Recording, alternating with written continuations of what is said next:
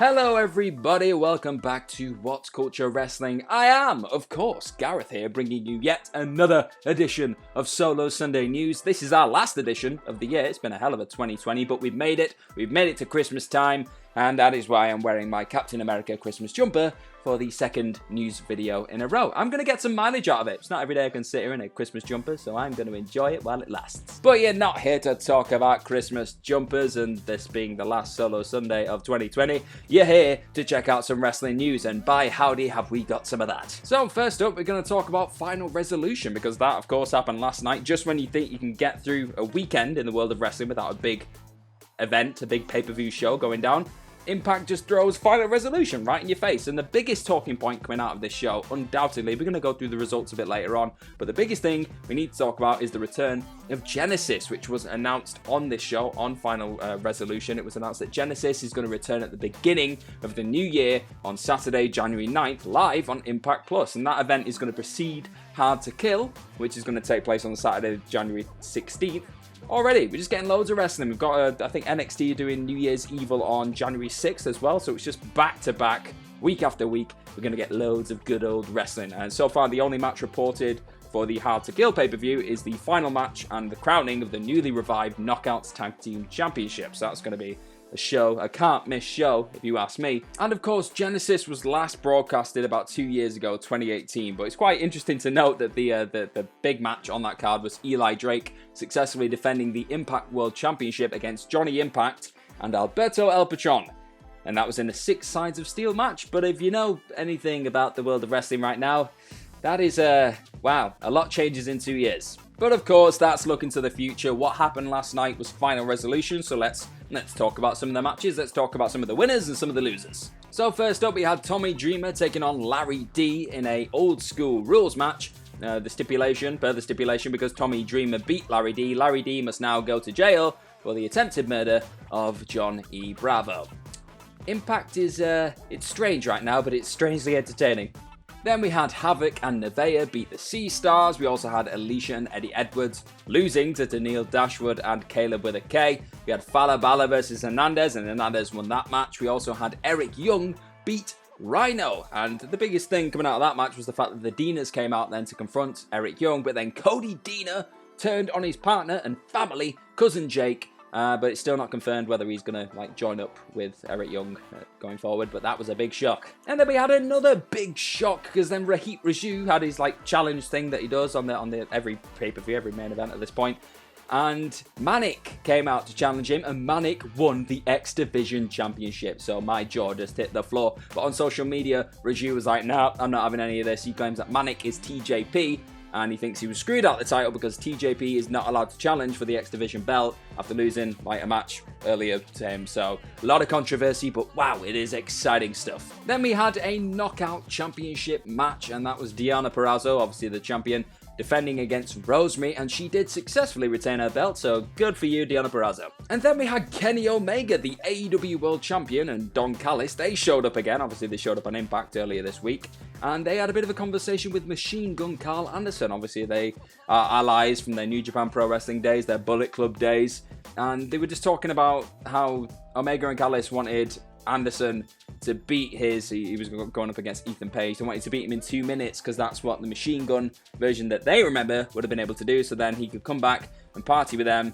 and it was just really fun to watch. Carl Anderson then had a bit of a bee in his bonnet, and he went up against Ethan Page, and he won. Yeah, he won the match, and due to this loss, the North will now not get another title shot against the Good Brothers going forward, and it seems like it might be the end for them in Impact. It might be their time's up now, and I think this is adding more fuel to the fire, obviously, because Ethan Page's contract is now up with the company. His contract is now up with the company, and let's see what the future holds for them.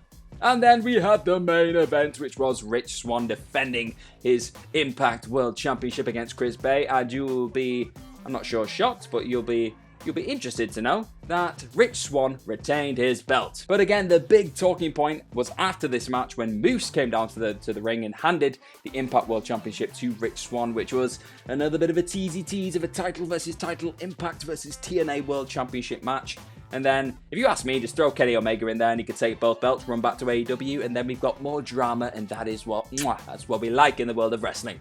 Alright, away from the world of in-ring action and more towards the podcast, the wrestling podcast world, which is also just as interesting if you ask me. We're going to talk about Chris Jericho having a bit of a chat, a bit of a divulging of information on Pat Patterson and Vince McMahon. Obviously, Pat Patterson, WWE Hall of Famer, he passed away very recently, a couple of weeks ago, a week ago now. It's awful, sad news for the entire wrestling world, but Jericho had a few things to say about Pat Patterson. He had a lovely relationship with him when he was in WWE, and he just paid tribute to his mentor.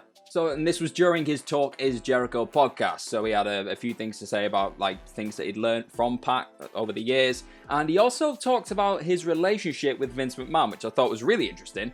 So I'll read off this big, he's got a hell of a quote here, it goes on for quite a bit, but we'll read all the way through it and then we'll break it down afterwards. So Jericho said, "I used so many Patisms that sometimes I think they're mine, but he had a great saying, I'm sure you've heard it before, when we would talk about Vince, how he changes his mind, and Pat would always say sometimes he likes chocolate, other times he likes vanilla, but it's always his ice cream store, so give him what he wants." And I say that all the time, even when people talk about Tony Khan. Listen, it doesn't matter what you want, it's his show, it's his company, and we have to do what the boss wants. And some days, it's chocolate, some days it's vanilla, but Pat could always get away with basically telling Vince, this show sucks, and nobody else could ever do that. And he would sit in booking meetings, Vince goes, well, what does everybody think? Do you like this? And then, of course, all the yes men are like, yeah, it's great, it's great. And Pat would just say, no, this is terrible, where are the young guys, what are we doing?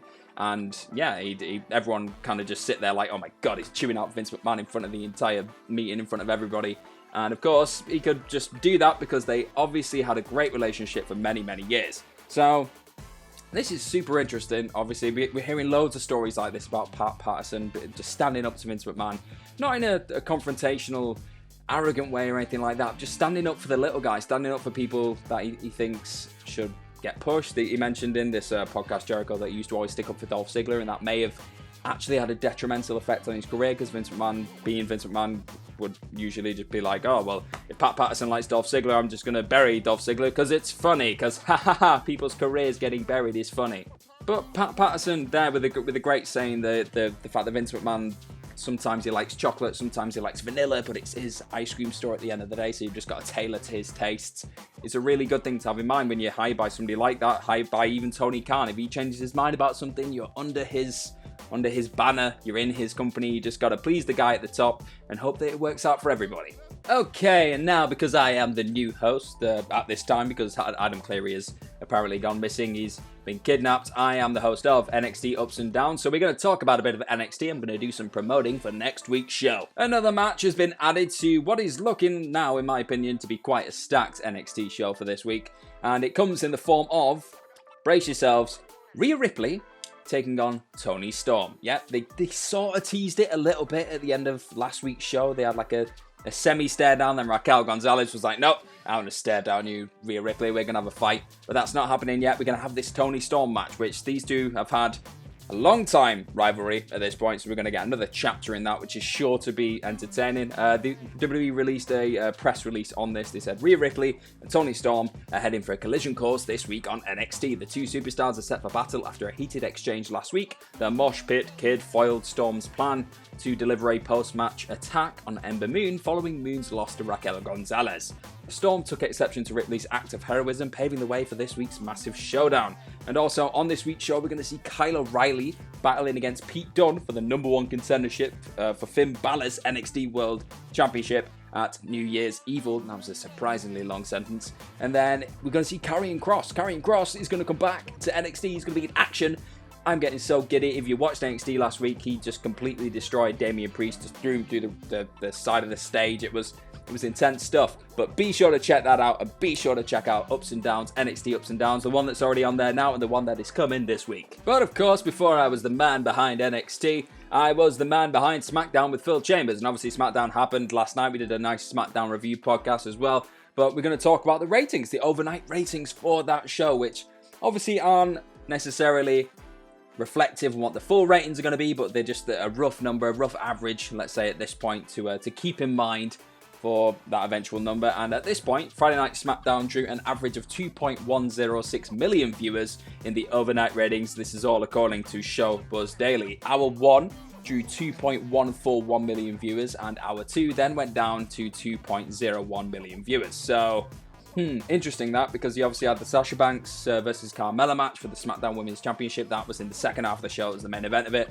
So they set that up in the first half, so it just suggests that a lot of people weren't that interested and switched off midway through the show, which is not great, really, because a couple of months back now, the Bayley Sasha stuff was like regularly the high point, regularly the big ratings draw on SmackDown, and now ever since that feud's kind of stopped, they're not getting as much attention, let's say, from fans, which is frustrating, but let's hope they can build something good out of it. Obviously, this SmackDown also drew an average of 0.55 in the the super important 18 to 49 demographic, and that was number 1 on the night, which is a positive. Let's tip our caps to that. At that point, that is the number 1 on the night, and if the number does hold up, if this is the accurate number, and when the full numbers are released, I believe on Monday, that'll be a viewership going down 1.1% from last Friday's SmackDown, which was, I think it was 2.130 million viewers that did, with a 0.6 rating in the 18 to 49 demographic. So it was a slight dip,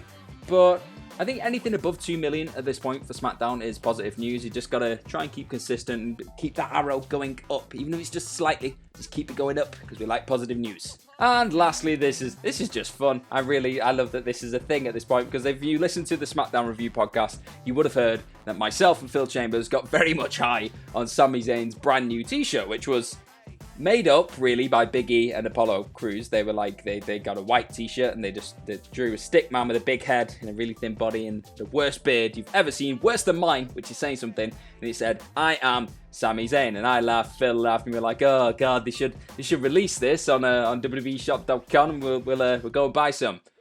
They've only gone and done it. WWE has now released this t-shirt as official merchandise on the website. So, yeah, Big E and Apollo Crews' joke has backfired. Sami Zayn commented, obviously he commented on Twitter, he put, "I like how Big E and Apollo Crews tried to mock me last night, and instead it resulted in me getting the greatest merch in WWE history." Which I'm not going to argue with. I think it is. You should all go and buy it right now, and hopefully all that money goes straight to Sami Zayn, because he's just the best thing. One of the best things on SmackDown. I don't want to get killed by Roman Reigns. He's one of the best things. But Phil Chambers, if you're watching this right now, I'm so glad this is happening, and I hope you are happy. And that has been your last Solo Sunday news of 2020. Thank you very much for joining me on this hell of a journey that we've had over the last year. Where's the time gone? Seriously. Where's it gone? I need to know. But let me know what you think of all these stories in the comments section below. We've got obviously all the fallout from Final Resolution. You've got the return of Genesis, the Genesis pay-per-view special, which is going to be quite interesting.